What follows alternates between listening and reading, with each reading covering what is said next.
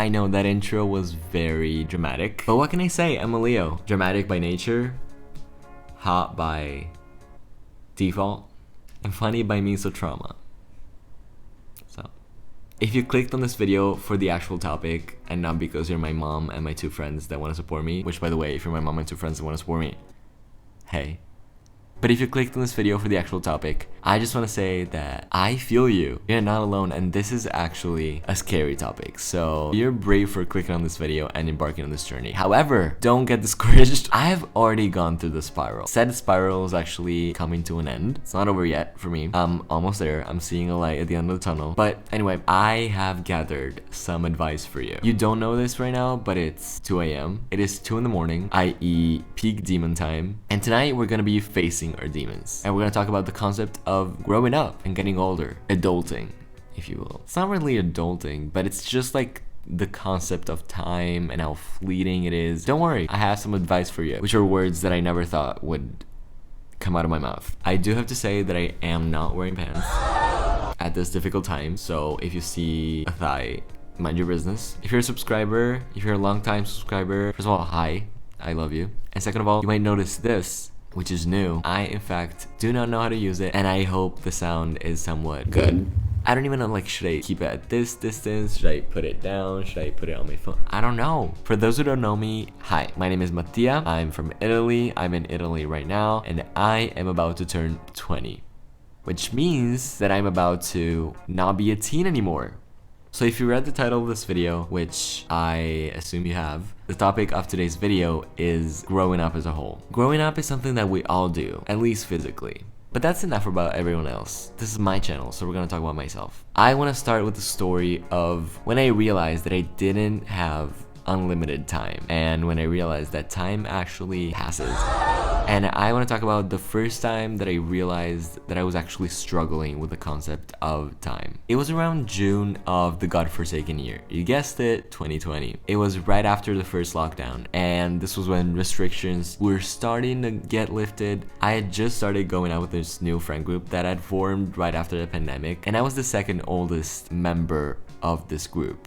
Everyone else was a year younger than me. And 2020 was also the year that I was supposed to turn 18. Now, I decided not to take on that offer because I didn't want to. That was the year that I was about to turn 18, that summer specifically. My birthday is August 12th. June is when it started hitting that I only had 2 months before becoming an adult. 2 months left of my childhood. 2 months left to be carefree. All the responsibilities were gonna fall onto my back and cause back pain for the rest of my life. That's where my mind was at. I was like, okay, 2 more months of living, and then God only knows what's after that. And right now, looking back, I'm like, you're only 18. Like, what? There's nothing to worry about. But like I said, me and my new friend group were just starting to hang out. We would literally go on adventures and like hang out and see each other every day. However, every time I came home from little hangouts, the feeling of impending doom from having such limited time left as a kid would weigh on me. And I would feel so sad and like very sad, and I didn't know why. I felt hopeless. And later I realized that those moments were part of, you know, something bigger. It was the person I was and wait, what was it? Huh? No, sorry, I just didn't understand what you said there. Like right now. Oh, it was the person I was and come again, what was it? It was gonna go ahead and be a depressive episode. Yeah. So, me doing a skate to try to make it less dark. That month, and throughout the whole summer, really, there was a duality between wanting to go out and needing that social interaction that we had been robbed of for the previous 3 to 4 months, but also needing to work through some things on my own that I had not processed fully. And the pandemic in general fucked up the concept of time for most of us. But that's a topic for another day. So throughout the whole summer, I kept having these instances of coming home and being like hopeless because I thought my life was literally gonna end. I had this belief that 17 was the best year of my life, and I thought that life just couldn't possibly get better from there. So I was very down bad, down atrocious even. So then there came a point that summer where I was like, enough. I need to take some time to work through these emotions and feelings because every time I try to suppress them via hanging out with my friends. Also, for some reason, I have my via phase. I say via even when I shouldn't say it, but I just love it. So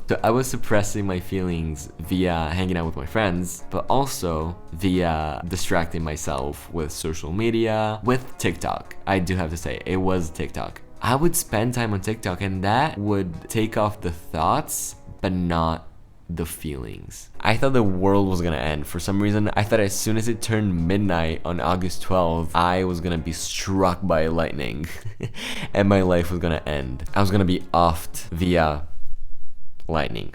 And still, with my friends not really understanding, I felt so misunderstood. So misunderstood. No, but like, I felt like they weren't getting how deeply I felt about it. Like, I felt so different than everyone else. No, but like, I felt it so deeply and so intensely that I felt like no one understood me, not even joking. And I kid you not, as soon as, okay, maybe not as soon as, but shortly after I made the conscious decision of giving myself some time to process what I was going through, I started to be over it. And it happened almost naturally. Like, I was almost getting annoyed or bored. I was getting bored, and via being bored, I was getting annoyed. I was like, okay, enough. I've thought about it. I have, ruminated on it. I'm good.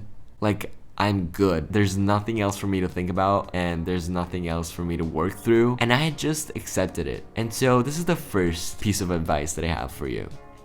First tip, if you will. Give yourself time to process whatever you're feeling. Because as cliche as it sounds, the only way out is through. And I know, that sounds so cliche, but it's cliche for a reason. It's because it's true. And you'll be surprised at how fast you're gonna get over things once you allow yourself to just feel them completely. But by that, I don't want you to be like, apparently, if I give myself time to process these emotions, it's gonna take like literally 2 seconds. So I'm just gonna give myself 2 seconds and I'm gonna get over it. That's not how it works, unfortunately. You have to be okay with the fact that it may take up to years to get over something. And this is not only about the concept of time, but it's with everything that we have to accept that we cannot control. That was my first piece of advice. My second piece of advice that I have compiled for you guys today, for us today, because I am still going through it. These things that I'm saying, I'm not only saying them to you guys, I'm also saying them to myself. This is what I need to hear too. The second piece of advice, which Abraham Hicks talks about, is what I like to call the so far method. Have you ever said or thought to yourself, today is the best day of my life? It doesn't have to be a day. It can be a year. It can be an experience. It can be a meal. This was the best pasta of my life. While you may think that you're being appreciative of something, or you may be celebrating something, what you're actually implying by saying today was the best day of my life is that every other day of your life has been and will be worse than today. And by saying that, you're actually killing off the possibility of there ever being a better day or a better pasta, to the point where it doesn't even cross your mind that there could ever be something better than this. And this was exactly how I was feeling with the age of 17, and that's also why I didn't want to turn 18, because I thought that 17 was the best year of my life. I didn't think there had ever been anything like it before, and I quite honestly didn't think that it could ever get better than that. I thought it was peaking at 17. And also relating to this, I feel like I need to mention this because I remember this and that was also a turning point. While on this downward spiral, this healing journey, fuck you, but you know what I mean, I was on this healing journey. It was a healing journey. I one day called my aunt, because she gives the best advice. She's a Virgo, by the way, so that should be telling a lot. And I was like, hey, I I don't know what to do here. I have no idea at this difficult time how to move forward. And I kept saying, oh my god, 17 was the best year of my life, and I'm not sure I'm ready to let it go yet. And she said this one thing that really gave me perspective. She was like, Mattia, I get it that you feel that way, but if I personally think about the best year of my life, I think every year has been the best year of my life in a way. And that really helped me. I was like, I am limiting myself. Why am I telling myself that 17 was the best year ever when I have a life ahead of me? What I was actually doing was not giving 18, 19, 20, 21 the ability of being a good year or a better year. Basically, I wasn't giving the future the chance because I was so attached to my past. So there's a mindset shift. A small little thing that you can add to your phrases and your affirmations, if you will, is today was the best day of my life so far. And the little so far goes a long way because it implies that the best is yet to come and that you're letting yourself be open to experiencing even better days and better pastas and better food and better everything, better whatever. Instead of saying best blank ever, say best blank so far.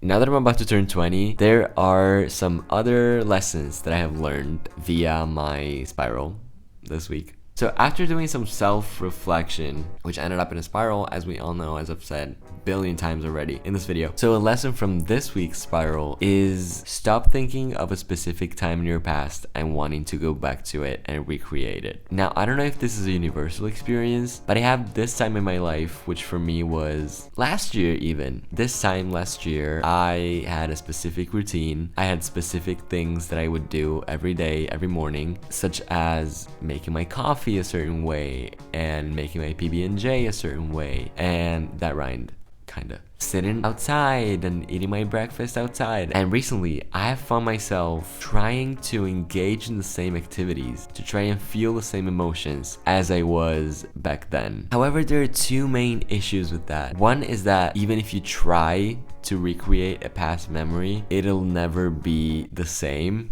and it'll never be as precise because it has been proved by research that your brain romanticizes the past, and that's one thing. But also, the other bad repercussion is that the initial memory is not even going to be as special anymore because that won't be unique in a way. And it's hard. It's hard when there's a time in your life that you're like, oh my god, I love that so much and I want to feel like I'm there and I want to feel like I'm in the memory and I want to feel like I was feeling back then. But I think it's such a nice thing to have memories, moments in time that you hold very close to your heart. And that's the beauty of it. It's that they can't be recreated because they were a once in a lifetime event. This TikTok caption, I don't know if it's from somewhere, if it's from a book, I have no idea. If we had endless time, nothing would feel special. Think about when you're on vacation and you're trying to make the most of it because you know that you only have limited time before you come home. And that feels special because you're there and you're not gonna be there forever. This is my last week as a teenager and I'm appreciating my teens. But at the same time, I'm feeling kinda ready to move on. I mean, I'm not, but it doesn't hurt as much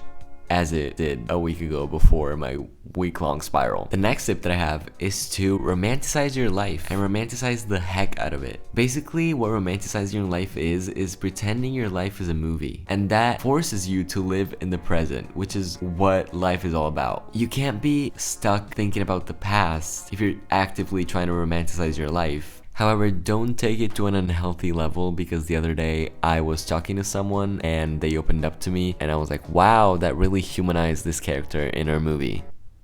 So maybe don't take it to that extent, but when you make your coffee, maybe pretend you're in a forest trying to, I don't know.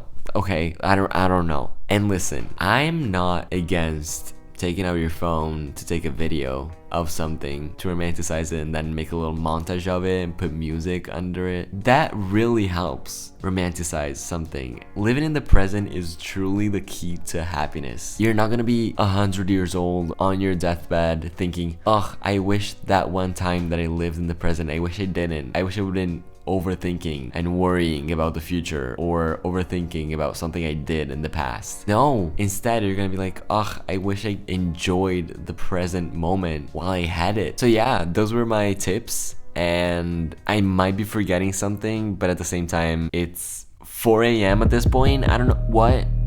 I don't know how it's 4 a.m. It's 4:02 a.m. It's 4 a.m. guys. I'm kind of excited to turn 20, to be like in my 20s, you know? But I think like I'm out here worrying about turning 20 with the same intensity that I was worrying about turning 18, and now I see my 18-year-old self as a kid, as a baby. And probably I will rewatch this video in the future and I'm gonna be like, oh my god, he was so dumb. But I'm gonna be like, oh my god, like he's a baby. He doesn't know what he's talking about. Even if you're 30, even if you're 45, even if you're 60, like you're still so young. And I mean that because you still have time. When you'll be 90, looking back at your 70-year-old self, you're gonna be like, oh, they're so young. They're a kid, a 70-year-old kid. It's all a matter of perspective. My elbows are killing me. My elbows are hurting. Is it because I'm turning 20? So now that I have elbow problems and back problems probably when I get up via being 20, I am gonna go now. If you got to this point, thank you so much for watching. And by the time this is out, I'm gonna be 20. No, my birthday is Friday. Well, in 2 days, if you're watching this when it comes out, in 2 days, I'm turning 20. So you better come back in 2 days and wish me a happy birthday. Also, you should follow me on my Instagram and DM me your birthday wishes there. I felt like I needed to make this. Maybe I can help someone. I don't know. Maybe someone relates. And please, if you do, please comment, because I truly want to know if people can relate to this or if I need to be consulting a therapist. Okay, thank you so much for watching. I hope you have a great day. I hope you have a great life. And you will, and I know you will, because your future is so bright, you have no idea. Thank you so much for watching. Bye! Wait, I'm sorry, I just had to pop back in here because I just realized another perk of getting older, okay? And that is getting let in on the family drama. Like, come on. I mean, who wouldn't trade back problems for some piping hot tea? Tell me you weren't dying to know that your Aunt Martha cheated on her husband of 12 years. Yeah. You're welcome. Okay, bye!